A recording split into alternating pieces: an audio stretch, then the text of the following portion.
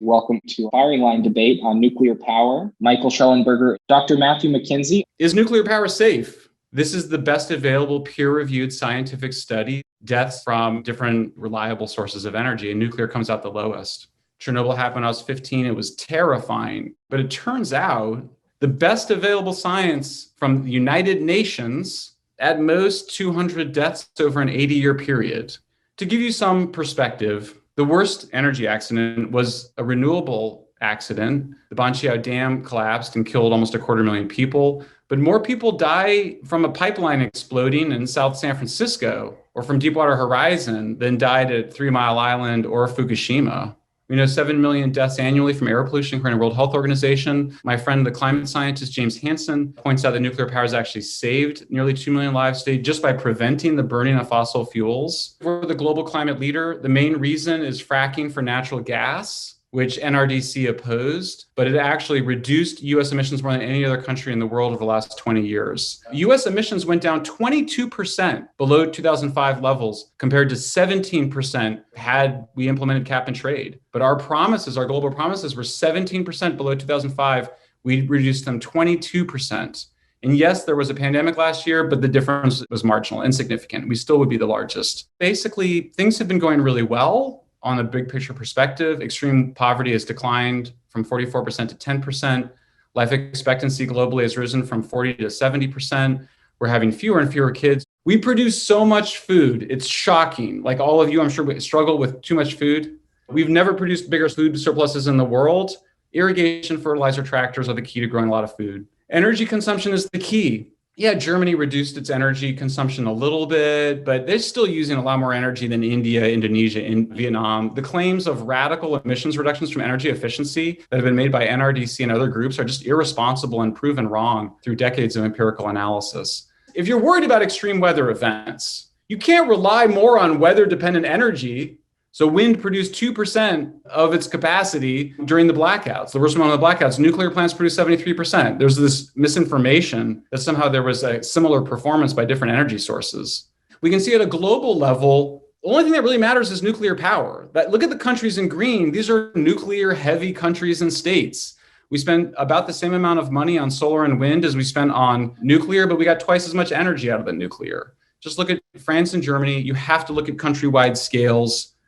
France gets over twice as much of its electricity from carbon-free sources as Germany. They produce 1/10 of the carbon emissions in France, 1/10 of the carbon emissions in France as they do in Germany. So Germany produces 10 times more emissions per unit of energy. California, everybody thinks it's a huge amount of solar electricity. We actually produce more solar than we need. We have to pay Arizona to take it. And then it doesn't produce power when we most need it, which is at peak hours when people come home from work and turn everything on in their house. As a result of all of the solar, our electricity prices rose 7 times more than in the rest of the United States. Same thing happened in Germany. Their prices rose 50%. As a result, German electricity is almost twice as expensive as French electricity. So it's a myth that you have to raise the price of energy to radically reduce carbon emissions. You just have to use nuclear power. The blackouts in California that we experienced last year were fundamentally driven by an over-reliance on weather-dependent renewables, namely solar. And the reason that occurred is because the Public Utilities Commission, which is heavily influenced by NRDC, did not purchase enough gas, and they shut down the nuclear plant. NRDC had fought to shut down the nuclear plants in California, and they got their way. And as a result, we had blackouts last year. And this is the CEO of the electrical grid saying this. And when you go to a blackout situations like we had in California, people die. NRDC, Jerry Brown, California Public Utilities Commission shut down the nuclear plant in San Onofre. Carbon emissions went up, and now we're getting blackouts from it. According to the CEO of the grid, he said, we warned the PUC repeatedly, and they rebuffed us. Why did they rebuff them? Because NRDC was there reassuring the PUC that they didn't need nuclear. They didn't need natural gas. They could just power all of California on solar panels and batteries. NRDC has been fear-mongering about nuclear waste for decades. As an environmentalist, this is what you want. All of the energy I need in my entire life can come from this amount of uranium, and at the end of the process, it's safely stored in places that have never, ever hurt anybody and never will. Solar panels produce 300 times more waste than nuclear plants, and we have no solution for them. They're going right into landfills, and people are being exposed to heavy metals, including lead. Solar panels, they became cheap through the use of enslaved labor. We now know that the Uyghur Muslims were offered concentration camps or to work at solar panel factories in China. They were warning of this for years. It finally made the New York Times. Sunlight is too dilute to power a society. That's why Blade Runner, which was even better than the predecessor, they show the dystopia of what it would look like to try to power a society on solar panels. The model was this farm, Ivanpah, an ecological disaster.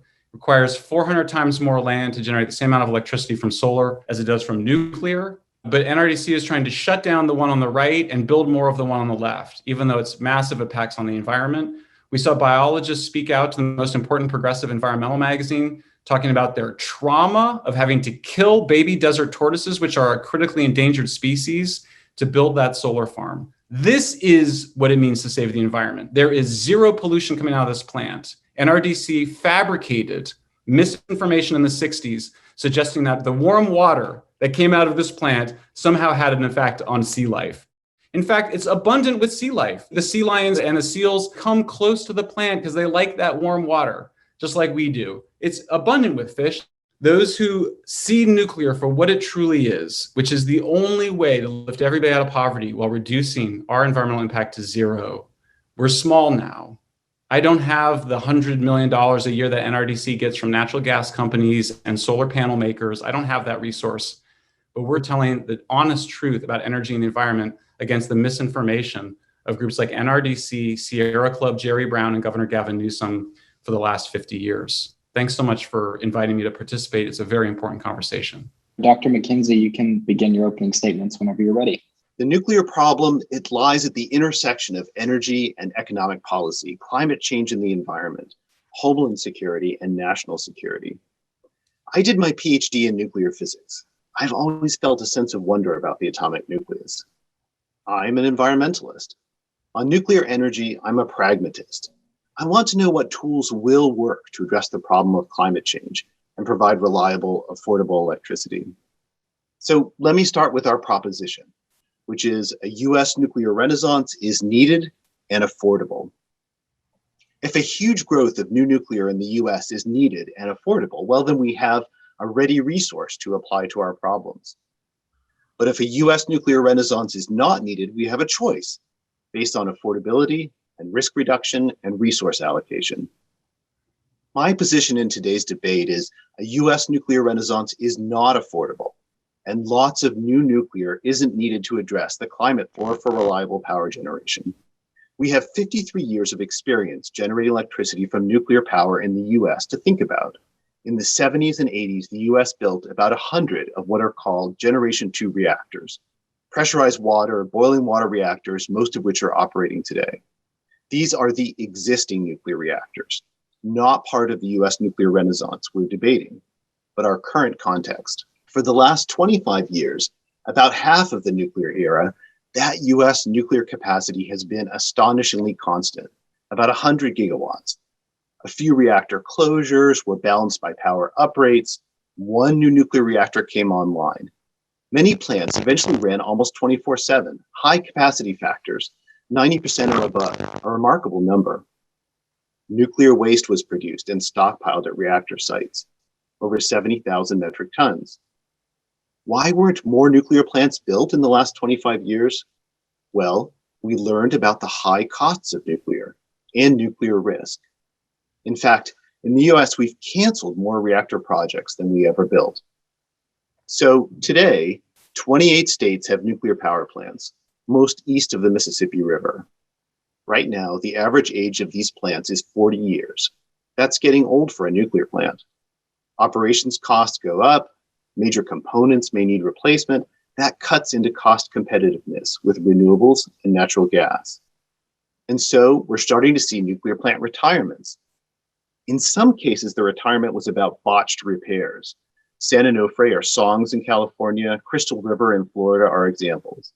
In most cases, it's about poor economics. 10 reactors have closed and 5 more reactors are scheduled to shut down before 2025.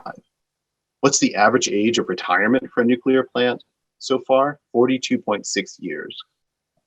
So what we're seeing is those decades of nuclear steady state are changing.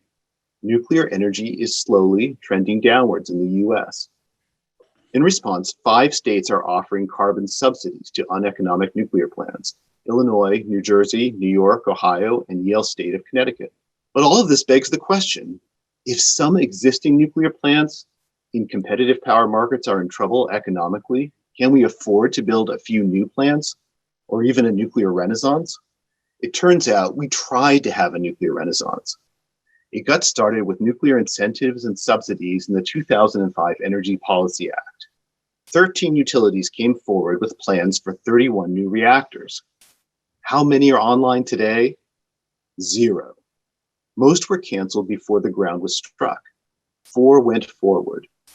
In 2017, South Carolina utilities abandoned construction on 2 reactors at the VC Summer plant after $9 billion was spent.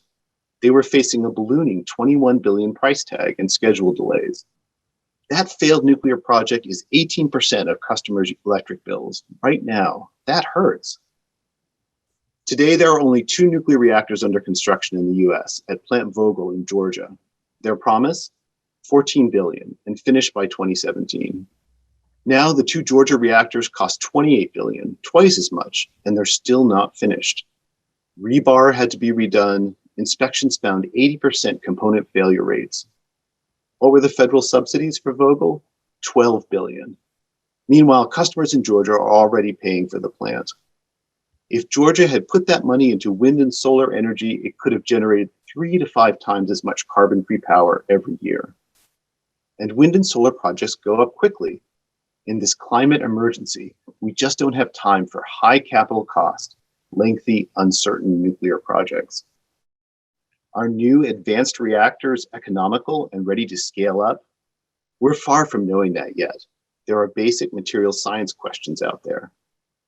I argue we need to focus limited energy R&D budget into tech that is ready to be deployed to meet the climate threat. In my view, from our lived experience, a US nuclear renaissance is not affordable today. It doesn't seem feasible. This month, Lawrence Berkeley Lab released a report, Halfway to Zero. Their findings? In the last 15 years, the US power sector has gone 50% of the way to zero carbon emissions. At the same time, consumer and public health costs were lower and jobs were up. Their finding? Low carbon solutions are increasingly plentiful and cost-effective. That's just astonishingly good news. Existing nuclear, not new nuclear, was a factor. In numerous peer-reviewed studies, we find affordable, job-creating pathways to reliable net zero carbon energy that don't rely on a nuclear renaissance. The pillars of these pathways are renewables, energy efficiency, transformation of the grid, electrification of transportation and buildings, energy storage, natural carbon sinks, reducing non-CO2 greenhouse gas emissions, equity, and jobs. Some of these pathways include existing nuclear reactors chugging along to 2030 or mid-century. That's an uncertainty. It could help, or it could be a lost opportunity. If new nuclear can play a role in a decarbonized power sector after 2050, we'd have to address long-standing issues with nuclear that you just don't have with cheaper alternatives. We have to clean up and regulate uranium mining, solve the nuclear waste problem with deep geologic disposal, increase nuclear safety by orders of magnitude, address security threats to new nuclear, including cyber. Don't make the nuclear weapons proliferation problem worse. And finally, prototype and test out new nuclear ideas to get clear on their performance and economics. With renewables and increasingly with storage, we are seeing successful technical innovation, declining costs, and massive deployment. We're just not seeing that in nuclear. To be clear, I'm not arguing to take nuclear off the table. I'm saying new nuclear has to earn its place too. Thus, my conclusion, the US nuclear renaissance is not needed, nor is it affordable. So NRDC has significant investments in natural gas and solar panels through BlackRock, which is known as a shadow bank because it's not regulated according to the standards of other banks. Grist, the environmental magazine, and others, they've discovered significant investment in natural gas. And that means a conflict of interest when it comes to shutting down nuclear plants in California. To give you a sense of it, when NRDC is succeeding in shutting down a nuclear plant in New York called Indian Point, it produces about $8 billion, with a B, in revenue annually. A lot of natural gas, and solar investors are going to make money on that. But rather than lobby transparently for their own financial interests, they fund groups like NRDC who hide their donations, and then they turn around and make their own investments in natural gas and solar. Matthew never addressed this fundamental question of solar panels in China. Many of NRDC's best supporters, like Leonardo DiCaprio, have said, never again. Here we are confronted with a genocide by the Chinese government against the Uyghur Muslims who are being forced to make solar panels. And NRDC has not even made a statement on this. It has not called for banning these panels coming in from China. This is not something that Mr. McKinzie can just walk away and pretend like it's not an issue. When I testified in front of the Senate about a month ago, Senator Mark Kelly, the former astronaut, acknowledged to me, after I had raised this issue, that solar panels are extremely problematic, and the Senate is looking into whether or not it should ban the importation of these solar panels. Renewable subsidies have always gotten significantly more than nuclear for the last 50 years. Everybody finds the same thing. It's only propaganda outfits that suggest something different. This is best available data compiled by the U.S. Energy Information Agency. I've given all of the data there so people can check it on their own. Put together by the Congressional Research Service. This is the best available scientific data. These are the comparative subsidies for different energy sources. This is what it was in New Jersey. So let's just take a look at NRDC here. This is an organization that is heavily invested in the energy technologies that they want to replace nuclear with. They have fought to shut down nuclear plants. We're at 20% nuclear. If we were at 75% nuclear like France, there would be no need for NRDC. What is NRDC's role? To reduce pollution from fossil fuel power plants. Well, if you don't have fossil fuel power plants, you don't need NRDC. People are always like, oh yeah, we get involved in a lot of air pollution regulations. Well, why would you have air pollution if you're using nuclear power? You wouldn't. We're supposed to go from 20% to 75%. You know why we didn't? Because of NRDC, Sierra Club, and don't take my word for it. Read the best available historical studies. University of Wisconsin. I mean, these are major PhD theses that got turned to studies, studying at a grassroots level how NRDC, Ralph Nader, Sierra Club, Jerry Brown just terrified the living daylights out of people, convincing people that nuclear power plants could go off like weapons, irresponsible misinformation for decades. So I don't think it's really any surprise that we have to sit here and listen to Mr. McKinzie justify what is really unethical policies on the part of NRDC to shut down nuclear plants on the behest of financial interests, powerful financial interests, while then claiming to somehow be an organization that's concerned about the natural environment. Is a U.S. nuclear renaissance needed and affordable? That's the question that we're here to answer. Mr. Shellenberger raised a number of issues, including safety. Nuclear safety is a challenge when you consider increasing the quantity of nuclear energy. Fallout from a severe nuclear accident is dangerous and costly. What are the potential consequences of a nuclear accident? Lives lost, sickness, displacement, environmental damage, and financial costs. For nuclear energy to work, you need both an ideal functioning technical system that has to be married to an ideal functioning regulatory system. In Japan, ultimately, the Fukushima accident was attributed to human error. In a safety culture and for technology that's akin to what we have in the US, that's what was shocking. At 3 Mile Island in 1979 in Pennsylvania, thank goodness containment held. But overnight, a $1 billion asset turned into a $1 billion liability. That was frightening just from a financial perspective. The fact that we have variable generation from renewables, the flat statement that we need baseload for reliability is not correct. We need hour by hour to match electricity demand with production. With variable generation and a smart grid, you can go a very long way. And it tells you how much storage you need. Moving on to Texas, which Mr. Shellenberger raised, we're still learning a lot about the catastrophic outage in Texas. What's clear is that major factors were poor planning, interdependence of electricity, water, and natural gas, and important, the relative isolation of the Texas power grid. In my opening remarks, I talked about the different pillars that go into a comprehensive policy addressing climate change. The power sector is one of those pillars, and one we can seize on in the next 10 years to reach 50% carbon emissions reductions by 2030. But it's not the only pillar you need to work on. On Germany and coal, over the last decade, Germany's had both a coal and nuclear phase out that is working. Fossil is down 93.6 terawatt hours. Nuclear is down 65.6 terawatt hours in production. Renewables are up by 139 terawatt hours.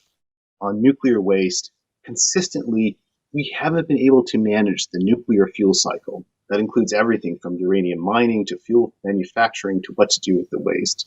The uranium mining problem is still a severe environmental condition. The Navajo people are exposed to 200 million tons of uranium mine waste that's not remediated, polluted water, radon-contaminated houses. The waste produced by nuclear power plants is toxic and dangerous and has to be isolated for many thousands of years. It is an intergenerational problem. Waste is a big deal. For new nuclear especially, a community hosting a new reactor would also have to agree to be a de facto nuclear waste dump. My organization, NRDC, our objective is to get off fossil fuels, and everything about our work is consistent with that. Matthew conceded the fact that NRDC is funded by natural gas companies, that it's invested in natural gas companies. Mr. Shellenberger, I wanted to start with a question for you. Why should we subsidize nuclear power generation if other sources, including renewables, are often more affordable and more economic? I showed you the data. The subsidies are lower per unit of energy in all the states that have had the subsidy programs. The places where you've had the cheap solar saw electricity prices go up. That's what happened in California. Prices went up because they deployed a lot of cheap solar. Why? Because you have to build transmission lines, you have to add batteries, you have to add storage. If you want to make nuclear expensive, which has been what NRDC has been doing for 50 years through different market mechanisms and regulations, you can do that. They made it so that the bike racks at nuclear power plants are built differently than the bike racks at coal plants. The French live the highest living standards in the world with some of the cleanest air in Europe and some of the cheapest power, and it's because they did nuclear rather than fossil fuels. Matthew wants us to follow the German model, which has locked in its coal plants, one of the many misrepresentations on what he said. Germany is not phasing out coal plants. It's keeping its coal plants because it doesn't want to have blackouts like the kind that NRDC policies have resulted in California and Texas. Electricity is a natural monopoly. There's no way around that. It's not a competitive market. If you run out of apples at the supermarket, you can go to the next supermarket. But if you run out of electricity, people die. This is about civilization. It's about whether you're in favor of civilization, having reliable energy and electricity or not. I think conservatives have gotten themselves confused and manipulated by groups like NRDC, which try to use the language of markets. Because NRDC has constructed manipulated markets through federal subsidies for wind that date back to 1992, and they've obviously sought to not just deny nuclear similar subsidies, they've also sought to ratchet the cost of operating nuclear plants. The markets are what you make them. If nuclear were so expensive, then France would be poor, and French electricity would be more expensive than German electricity, and that's not the case. Perhaps one of the biggest subsidies for nuclear is something called the Price-Anderson Act. The public would be responsible for the extreme costs of a severe nuclear accident like we saw in Fukushima. Price-Anderson, that's just misinformation. Thank you. I'm curious about the international impact of nuclear energy. How should we take into account the fact that Europe is reliant on Russian fuel? And it's a similar problem in the United States, which is that if NRDC gets its way and shuts down all of our nuclear plants and all of our coal plants, guess what one single fuel will be dependent on? Gas, full stop. I've been working to shut down coal plants for about 30 years of my career, but I told senators that if groups like NRDC are going to get their way and they're going to shut down all of our nuclear plants, you better not shut down your coal plants too, or we'll be at the mercy of the gas guys. And maybe that's what NRDC wants. Basically, the Germans are keeping their coal plants online because they don't want to become overly dependent on Russian gas. That's very dangerous. It means that when Putin wants to invade Crimea or Ukraine or whatever, and Germany or somebody else wants to go, oh, hey, maybe don't invade other countries, Putin can kind of be like, I'll mess with the supply, which he's already shown a willingness to do. Emmanuel Macron, who's the most important leader in Europe and certainly one of the most important leaders in the world, has defended nuclear from NRDC's allies in the Green Party in France, who want to shut down nuclear power and basically weaken Western Europe from within. One thing to think about is what nuclear technologies could scale up globally to address climate change. Would that be safe from reactor accidents, proliferation? And would nuclear newcomer countries have the resources to put together all the infrastructure that you need to safely, reliably manage nuclear energy? We're seeing nuclear reactors being built in other countries, China, Russia, but we're seeing them struggle with some of the same cost overruns and schedule delays on nuclear projects. And in China particularly, we're seeing economic competition between nuclear and renewables that is trending towards renewables. And so the global picture on nuclear energy, I would say, has many of the same complexities that we're seeing here in the United States too. If we truly are to achieve our goals of decarbonization with renewables only and without nuclear, looking to Germany would be a good idea. They've set this target of 3.5 additional kilowatt hours per year of renewable energy. Germany's march towards renewables has been the most ambitious of any nation in the world, and they've barely been able to meet a fifth of that goal so far. What should convince us that renewables alone can bring us to that point when the best example of that in the world, being Germany, seems to suggest that, that's a very impractical goal to have? In my opening remarks, I wasn't excluding nuclear. I was saying that nuclear needs to be considered from its cost perspectives as a low carbon energy solution. And there are many other components to addressing climate change than the power sector. Energy efficiency, transformation of the grid, electrification of transportation and buildings, energy storage, natural carbon sinks. There are many components. There is some role for existing nuclear, as I mentioned in my opening remarks. Can we safely, reliably continue existing nuclear operation to mid-century? But if you ask what's next for nuclear, I'd say it's an open question right now. We don't have anything in the pipeline that has been prototyped that we have data on its reliability and cost and safety. NRDC is trying to shut down nuclear power plants right now in California, in New York, Illinois. You bring in over $100 million a year. NRDC is actively lobbying to shut down Diablo Canyon in California right now. They were behind the advocacy to shut it down. They succeeded. We've now seen Union of Concerned Scientists, which, like NRDC, is one of the leading anti-nuclear groups from the 70s, put out an email and an analysis saying, looks like Diablo Canyon might be replaced by natural gas. You think? The New York Times last week published an article about how Indian Point nuclear plant in New York is being shut down and replaced by natural gas, thanks to NRDC. Matthew's sitting here going, gosh, I don't know. I mean, maybe there's some technology, some nuclear technology that could work. What are you talking about? You guys are actively shutting down nuclear plants that exist and run safely now. We had a very small accident at 3 Mile Island. It was a small meltdown. It's like a jet plane going down. If you look at jet plane travel from World War II until today, it goes up and up and up, and the deaths go down and down and down. It's the same thing with nuclear. It's a complicated new technology. We had to get good at using it. How long has France had 75% of the electricity from nuclear? They did a scale up of nuclear in the 60s and 70s, the same kind of plants we had. France has never had a meltdown. When you realize that something so powerful is also potential to make electricity that doesn't hurt anybody ever, it's shocking. It's hard to believe. And I think that what we've seen is groups preying on that misperception.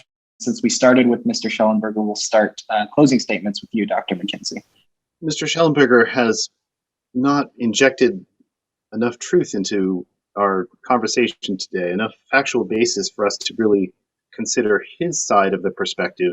Based on our lived experience in the United States, nuclear energy, a low carbon resource, has not demonstrated it's affordable, and that we have alternative pathways to zero that don't rely on nuclear energy.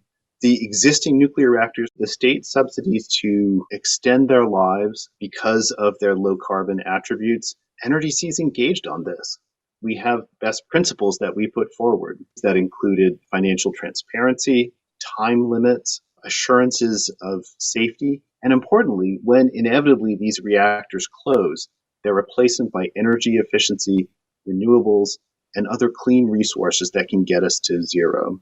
Diablo Canyon was going to shut down in 2018. It was a hard stop due to thermal pollution and the state government's water permitting process. NRDC joined with PG&E, labor, and the community to come up with a deal to extend Diablo Canyon's operational time for another 9 years. To characterize us as our objective is to shut down nuclear plants is just not accurate. Our objective is to address the threat of climate change, where safe, continued nuclear operation can contribute to that while we plan out their inevitable retirement and a low-carbon future. That's our objective there. In a conclusion, I want to say today is significant because the Biden administration has announced its commitment under the Paris Accord. I saw that nuclear was mentioned once in this commitment. And to the extent that our country continues to invest in nuclear energy, I just want to make sure that the principles I outlined, cleaning up the mess that we've made so far, increasing safety, addressing the nonproliferation problem, and prototyping designs to make sure that they're safe, reliable, and economic, those are good principles to proceed with on nuclear policy. Thank you. So when I was 12 years old, in 1983, I saw the made-for-TV movie about a nuclear war. It scared the living daylights out of me. You can't understand nuclear and climate change outside the context of fear of nuclear. But if you're a millennial generation or Zoomers, you didn't grow up with anything close to that fear. And you can see that nuclear energy is not going away as much as groups like NRDC would want us to. NRDC has had a strategy since the 70s to deny that they want to shut down nuclear plants in order to seem more reasonable. They have been consistent in shutting them down. And that's why we have a climate change challenge to deal with. If we have French levels of nuclear, we don't need fossil fuels. That's how we're going to electrify transportation. That's where the heating and cooking energies will come from nuclear power. The only way we know how to radically decarbonize is with nuclear. The only way we know how to do it cheaply is with nuclear. All you need to know is France and Germany, those two things standing together. That NRDC had invented this idea of thermal pollution, for which there is zero science. The idea is that the hot water that comes out of nuclear plants is somehow bad. That has now made it into The Simpsons. Somehow it causes three-eyed fish. Nuclear's not that complicated, guys. We know how to split atoms. We've been doing it for a long time. It's just a new way of making heat. Everything else in the plant is just like the other plants. There's nothing magical or mysterious about it beyond the miracle of fission itself. And that's an important responsibility for us to have. We can't be trying to ignore it and hope it goes away, or imagine that if we shut down all of our nuclear plants, that somehow we're not going to have nuclear weapons. We need to grow up and accept that we have this incredible responsibility. It's a moral responsibility, a spiritual responsibility, and we should make the most of it. We can use nuclear power to create a kind of civilization where everybody is lifted out of poverty and the human environmental footprint shrinks to close to zero. Thanks for having me on. On behalf of the Buckley program, I want to thank both of our guests, Matthew McKinzie and Michael Shellenberger. I certainly learned a lot, so thank you for joining.